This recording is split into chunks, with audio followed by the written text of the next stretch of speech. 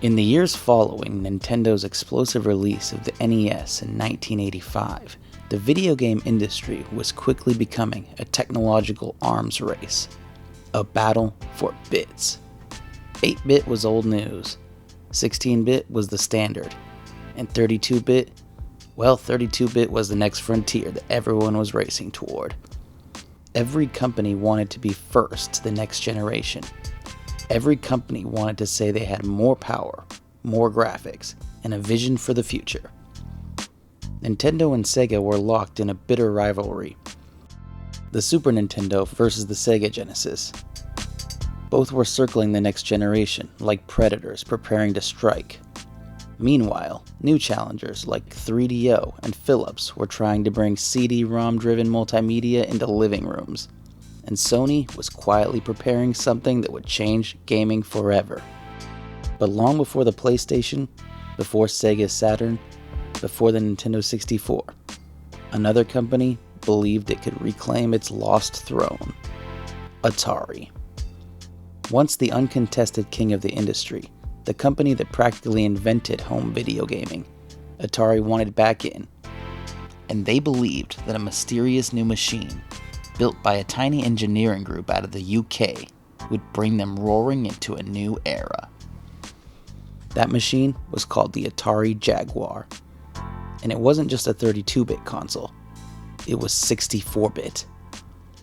This is the story of how it all happened, from Atari's fall from grace to the ambitious dream of a next-generation console, the complicated development behind the scenes, the marketing blitz, and ultimately, the end of Atari as the world once knew it.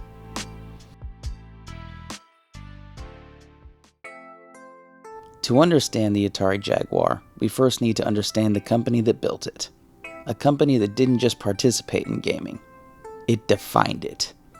Founded in 1972, Atari exploded onto the entertainment scene with Pong, the Atari 2600, and a home arcade experience unlike anything the world had ever seen. Living rooms were quickly becoming filled with pixels, and by 1981, Atari was the fastest growing company in American history. Its revenue rivaled, and in some cases exceeded, major Hollywood studios. The company seemed unstoppable. But with unprecedented success came chaos. Retail shelves were flooded with low-quality games. Third-party developers, unregulated and unchecked, rushed to cash in on Atari's fame. Consumers, overwhelmed and frustrated, began to lose faith. The very success that had made Atari a household name now sowed the seeds of its collapse. This led to the infamous video game crash of 1983. In a single year, Atari went from record-breaking profits to catastrophic losses. Hundreds of millions evaporated. Atari never got the message. What happened virtually overnight, more than 6,000 people lost their jobs. The company collapsed. We had an awful lot of competition. 22 new companies got into the business in a 3-month period at the end of '82, and they put out an awful lot of product that was inferior. The collapse reshaped not just Atari, but the entire gaming industry. Careers were destroyed, companies went bankrupt, and public trust in video games began to fall. Warner Communications, seeking to cut its losses, opted to split Atari down the middle. The Atari Consumer Division, which focused on home consoles and computers, would be sold off, and Atari Games, the arcade-focused branch, would remain separate under Warner's control. Thus, in 1984, the consumer division of Atari would fall into the hands of a new commander, Jack Tramiel, the legendary businessman behind the Commodore 64. Tramiel's philosophy was ruthless but effective. Business is war. He immediately stripped the company down to its core. Costs were slashed, inefficiencies eliminated. Atari pivoted towards computers, launching the Atari ST line, which initially found moderate success among hobbyists and creative professionals. For a time, it seemed Atari might recover, but the console wars were reigniting. Nintendo had revitalized the entire video game industry in the late 1980s with the NES, a console that offered tight, responsive controls, with addictive gameplay and colorful graphics that blew the old Atari visuals out of the water. Sega, meanwhile, was making waves with their Master System, but didn't really hit gold until 1989 with the release of the Genesis, a 16-bit console with rebellious marketing that made Nintendo look old and outdated, appealing to a new generation of players. Atari tried to keep up with the rapid changing pace of the industry, but the Atari 7800, announced in 1984, had a botched launch, marred by legal trouble due to the internal split at Atari. By the time it actually reached store shelves in 1986, the 7800 failed to make an impact. As well, their handheld console, the Lynx, a marvel of engineering, was powerful but prohibitively expensive. The market had moved on, and Atari was increasingly irrelevant in the living room, the very place it had once ruled. By the late 1980s, Atari had to face a stark reality. It was no longer a titan in gaming. Its legacy was respected, but its influence had fallen. The company needed something bold, something powerful, something that could not just return them to relevance, but reclaim the throne that they had lost. While Atari struggled to find its footing in the early 1990s, halfway across the world, a small British engineering team was quietly working on ideas that would shape the next generation of gaming. The group, called Flare Technology, was formed by 3 Sinclair research engineers, Martin Brennan, John Matheson, and Ben Cheese. They weren't well-known developers. They weren't backed by a major corporation. They were just brilliant minds, obsessed with one goal: squeezing cutting-edge performance out of small, custom-built chips. Their first major project, the Flare 1 chipset, would have powered the ambitious Connex multi-system, a console that promised force feedback joysticks, flight sim controls, and even a motorized seat. The console never actually came to market, but the hardware drew attention. Flare had a knack for innovation, pushing the boundaries of what small chips could do. And Flare didn't stop there. They began designing prototypes that emphasized parallel processing, multiple specialized chips working together to deliver graphics, sound, and logic far beyond typical consoles. Their next iteration, Flare 2, caught the attention of Atari. Atari wasn't just impressed by the chips themselves. They were captivated by Flare's vision, a future where chips would work together to maximize output capabilities. Initially, Atari asked Flare to create a 32-bit console called Panther, meant to compete with the Super Nintendo and Sega Genesis. Panther had promise: a custom 32-bit processor, dedicated graphics hardware, and a clear step up from the 16-bit consoles. But as Flare continued refining their designs, a new console emerged. Their next-generation system was built around 2 custom 32-bit RISC processors, codenamed Tom and Jerry. Together they communicated across a 64-bit internal architecture, a technical marvel for its time. Atari executives realized Panther was suddenly obsolete. Why release a 32-bit machine when they could market a console as the world's first 64-bit system? The Panther project was quietly shelved, and Flare's more ambitious system became Atari's obsession. The console was renamed the Jaguar, a name evoking speed, power, and dominance over the competition. The Jaguar promised the future. Atari imagined a machine that would leave 16-bit consoles behind and skip the 32-bit generation, a bold move to reclaim market relevance. Yet, the technical brilliance came with a cost. Coordinating multiple processors required skill and knowledge that few developers possessed. Without robust development tools and documentation, harnessing the Jaguar's full potential was a daunting task. Still, the Jaguar represented Atari at its most ambitious, a company willing to take risks, push the limits of hardware, and bet everything on a small team of engineers with revolutionary ideas. It was the beginning of a journey that would define Atari's final stand in the console wars. A story of vision, ambition, and the perils of reaching too far, too fast. The Jaguar's claim to fame wasn't marketing, it was hardware. At its heart were 3 processors working in concert: the Motorola 68000, a familiar CPU primarily for system control and backwards compatibility. TOM, a custom RISC chip dedicated to graphics, object processing, splitter operations, and early 3D. And Jerry, another RISC chip handling audio, digital signal processing, and complex math operations. Tom and Jerry communicated over a 64-bit data path, forming the backbone of Atari's bold promise, the world's first 64-bit gaming console. On paper, it was extraordinary. A theoretical fill rate of over 850 million pixels per second, a 64-bit object processor for sprite and polygon rendering, parallel processing that could rival expensive workstations, and audio and DSP tasks handled independently from graphics, promising immersive sound. It was, in short, a sports car with rocket engines under the hood. But the reality for developers was something else entirely.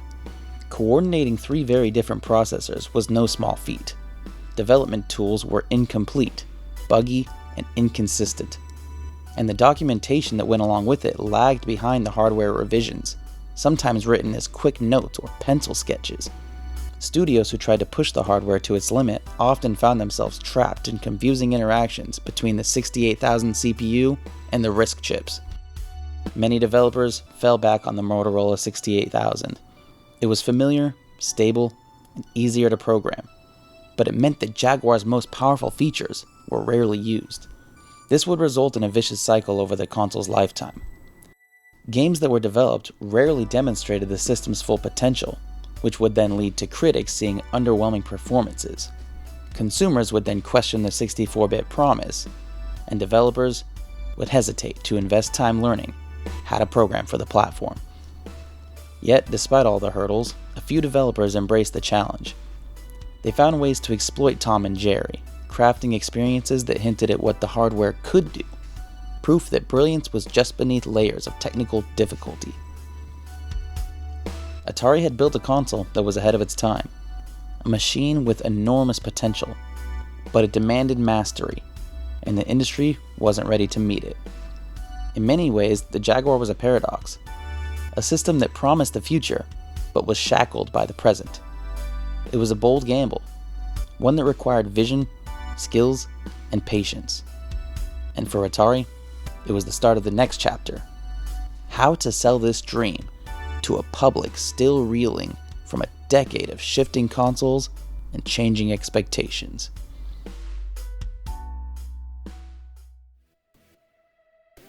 By 1993, the Jaguar was ready, but hardware alone couldn't win a generation.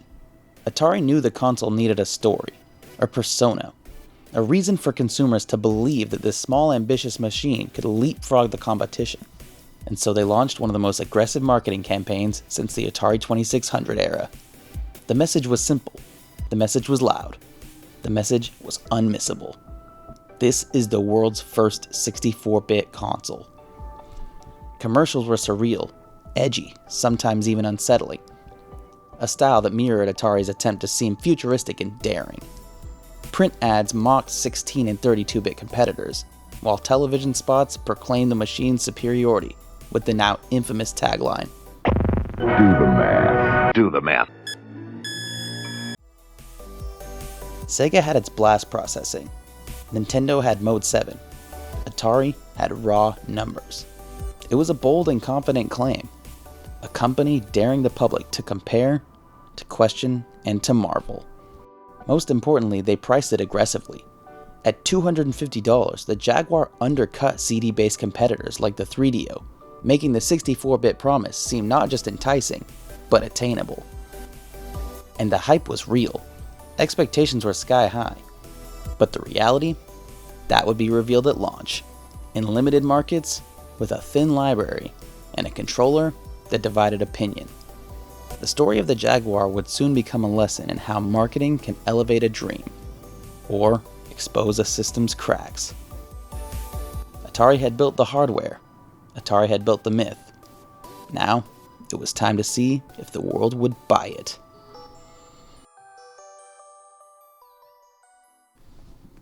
After years of design, prototypes, and marketing hype, the Atari Jaguar finally arrived in November 1993, though only in select US cities, New York and San Francisco, before a wider rollout in 1994. Atari placed roughly 20,000 units into stores for the test launch, a small number compared to competitors, but enough to generate buzz. Early reactions were cautiously optimistic. Magazines were intrigued, gamers were curious, and the notion of 64-bit gaming, regardless of the marketing exaggeration, captured the imagination. But the early library was thin. The pack-in title, Cybermorph, was ambitious but visually sparse. Trevor McFur in the Crescent Galaxy looked promising in screenshots, yet the gameplay felt hollow. Even Raiden, sold as it was merely a port of the 1990 arcade shooter, hardly the killer app needed to validate the Jaguar's bold claims. Despite this, some early shipments sold out, fueled by hype and curiosity. For a brief moment, it seemed Atari's gamble might pay off. Yet, the cracks were already showing. Many games failed to utilize the Jaguar's most powerful features. Reviews for the console were mixed. Magazines praised the Jaguar's potential, but criticized its execution. And one of the biggest problems at launch was the controller. With its numerical keypad, it felt old, outdated, and confused many players. As well, when supply chain issues delayed both hardware and games, eager buyers became frustrated. Yet, for a moment, the world paused. A new Atari console in the 1990s? People wanted to believe. But as the months passed, the curiosity would meet the reality of limited software, complex hardware, and a market moving towards new 32 and 64-bit competitors. The Jaguar would soon be in for an uphill battle. After the initial launch, the Atari Jaguar's life on the market was defined by a strange mix of brilliance, ambition, and mixed potential. Atari did manage to secure some standout titles, games that would go on to be cult classics or historical footnotes. If the Jaguar had a single towering triumph, it would be Tempest 2000, created by the legendary Jeff Minter. Pulsing electronic music, hypnotic visuals, and blistering gameplay made it a masterpiece of its era. Even critics who disliked the Jaguar praised it as a generational achievement. Many argued that Tempest 2000 alone justified the console's existence, a testament to what the Jaguar could achieve in the hands of a developer who truly understood its hardware. Another early standout was Alien vs. Predator, a first-person experience more atmospheric than PC shooters of the time. It was slow, claustrophobic, and tense, and leaned more into horror rather than pure action. Other notable titles include Iron Soldier, a 3D mech combat game, and Wolfenstein 3D, a strong port that brought PC-style gameplay to the console. But for every highlight, there were multiple low-budget releases that felt rushed, technically limited, or simply uninspired. And with fewer good games, weaker sales persisted, leading fewer developers willing to invest in Atari's Jaguar. However, amid this turbulent library, one of the most important stories in Jaguar history began: the creation of Rayman. In the early 90s, French developer Michel Ancel crafted a whimsical platformer featuring a limbless hero with floating fists and expressive animation. Atari, desperate for standout exclusives, signed on, and Rayman officially went into production for the Jaguar. The hardware shaped its design, giving Ancel a system capable of handling smooth sprite animation and rich, colorful visuals. But the twist? Marketing delays and Atari's dwindling sales numbers with the Jaguar gave Ubisoft cold feet, leading them to seek other platforms for the game's release. Rayman was conceived and developed on the Jaguar, designed to be its killer app, the system seller that would truly elevate the Jaguar to the next level. But after all was said and done, the game's first commercial release would be as a launch title for the PlayStation in 1995. The Jaguar version arrived shortly after, but the loss of exclusivity and late release date left the average consumer no real reason to care. Atari was devastated. As 1995 pushed on, They attempted to revive interest in the console through various efforts, such as the Jaguar CD add-on, promises of blockbuster upcoming titles, and aggressive price cuts. But unfortunately, it seemed like nothing could stop the tide. By 1996, Atari Corporation, once the undisputed titan of the video game industry, was in dire straits. Their bold 64-bit console had failed to capture a sustainable audience. The market had moved on. Sony's PlayStation was dominating. Nintendo 64 was around the corner. Sega was pressing forward with the Saturn and Genesis's legacy. Atari's once formidable name no longer carried weight with developers or retailers. In a quiet, almost anticlimactic exit, Atari merged with hard drive manufacturer JT Storage. There was no grand farewell, no final console, and no dramatic statement to the press. The Jaguar simply vanished from shelves. Remaining units were sold at bargain prices, sometimes for as little as $50 per console. Developers abandoned the platform, shifting to PlayStation, N64, and PC. Its story was now one of a cautionary ambition, bold ideas, overreach, and the unforgiving pace of technological evolution. Estimates vary, but Atari is said to have sold between 125,000 and 250,000 Jaguars in total, far below what would have been needed to compete with the other major players of the industry. The Jaguar's hardware, so advanced in theory, had never reached its potential. Yet, despite these failures, it left behind a small but passionate fan base, and a handful of games that remain celebrated decades later. The Atari Jaguar occupies a strange, almost paradoxical place in gaming history. It was ambitious, experimental, and technically bold, but in the actual market, it failed spectacularly. In the end, the Jaguar was more than a console. It was the final echo of a company that helped create an industry. Atari changed the world in the 1970s. It shaped it in the 1980s. And in the 1990s, it tried one last time to redefine it. The Jaguar wasn't the revolution Atari hoped it would be. It didn't conquer Sega. It didn't outrun Sony. It didn't even live up to its own impossible promises. But it meant something. It meant that Atari, even in its final years, still had the courage to dream big, to innovate, to take risks that no one would take. And today, the Jaguar stands as a monument to that ambition. A final chapter in the story of the company that built the home video game industry. The Jaguar was Atari's last roar, a flawed, brilliant, maddening, and inspiring machine. A console that dared to forge a new path, even when the world wasn't ready to follow. And though Atari is no longer the titan it once was, its legacy lives on in every console, every game, every innovation that followed. Because the story of video games can't be told without Atari. And the story of Atari can't be told without the Jaguar.